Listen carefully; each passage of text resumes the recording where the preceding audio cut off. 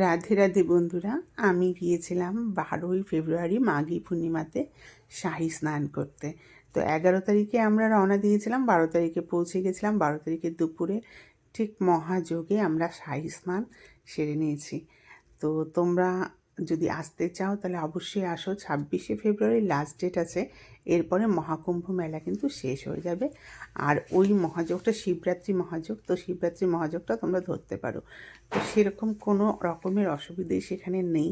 ভিডিওতে অনেক কিছু উল্টোপাল্টা কথা লোকে বলছে, কিন্তু আমি আমার অভিজ্ঞতাই তোমাদেরকে বলছি। আমি ঠিক সময় মতো ওখানে পৌঁছে গিয়ে শাহী স্নানটা সেরে নিলাম। সেরে নিয়ে তারপরে ওখান থেকে একটা ছোট্ট ভুল করে ফেলেছি। জানি না এটা ভুল না ঠিক, সেটা মানে যারা পণ্ডিত মানুষ তারাই বলতে পারবে। আমরা তো সাধারণ মানুষ, তা আমাদের তো অত জ্ঞান নেই, আমরা বলতে পারবো না এটা ঠিক করেছি না ভুল করেছি।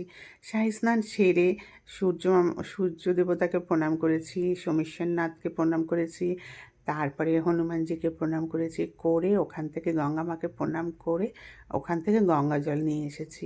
তো অনেকেই বলছে যে মহাকুম্ভের জল নাকি বাড়িতে নিয়ে আসতে হয় না, কিন্তু আমাদেরকে ওখানকার এক পণ্ডিতই বলেছে যে মহাকুম্ভতে স্নান করে মহাকুম্ভর জল ঘরে নিয়ে যেতে হয়।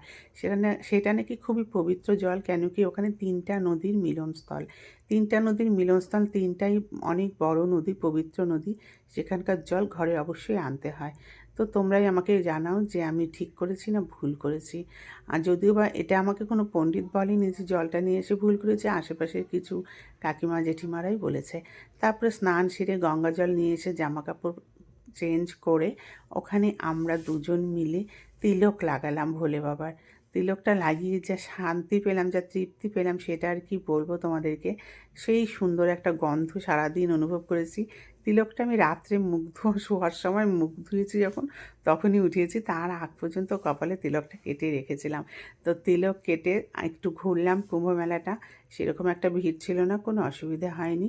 কুম্ভ মেলা ফিরে তারপরে আমরা আস্তে আস্তে হোটেলে চলে আসলাম। হোটেলে এসে পরের দিন চলে গিয়েছিলাম বেনারস আর অযোধ্যা মন্দির ঘুরতে। সেখানে প্রচণ্ড ভিড় ছিল, ঘোরাটা অতটা সহজ ছিল না। তো ভিডিওটা কেমন লাগলো একটু